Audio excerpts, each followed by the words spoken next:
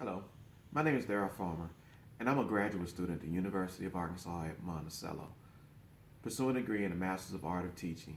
Today I want to talk about gender roles in cultural society, the multicultural differences. The explanation of the summary based on the components of each approach, gender.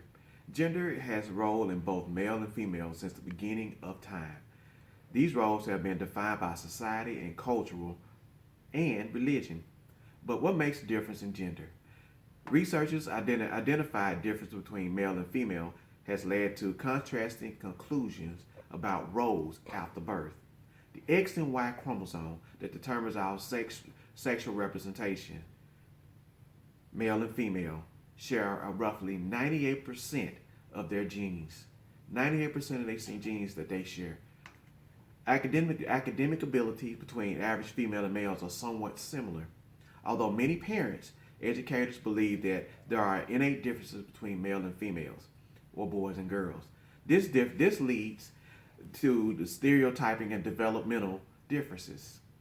Description of similarities are at one time, it was assumed that men were more intelligent than women based on the size of their brains.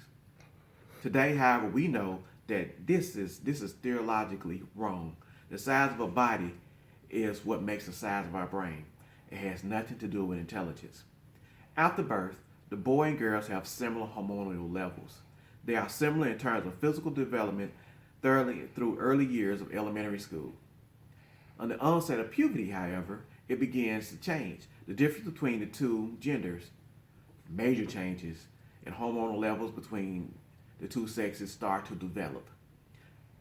That's when differences between the two genders begin to change. The proportion of the body, the size, the structure, as well as the body shape. However, this can be influenced by culture. The differences in society has played a major role in setting stereotyping.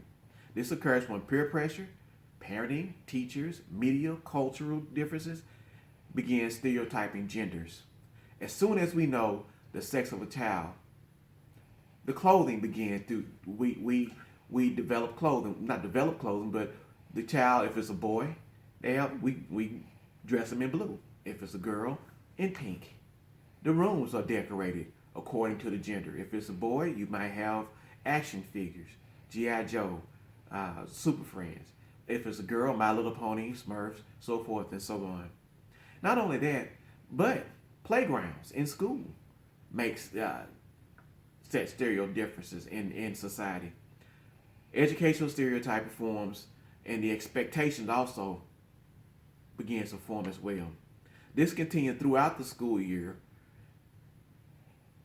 This continues throughout the school year, even on our playgrounds. The toys that are out there on the playground also contribute to the stereotyping. From the cradle to the grave, it is the identity is set and followed by family, culture, and society. The summary is there are obvious differences between gender, male and females, with most noticeable being the physical differences.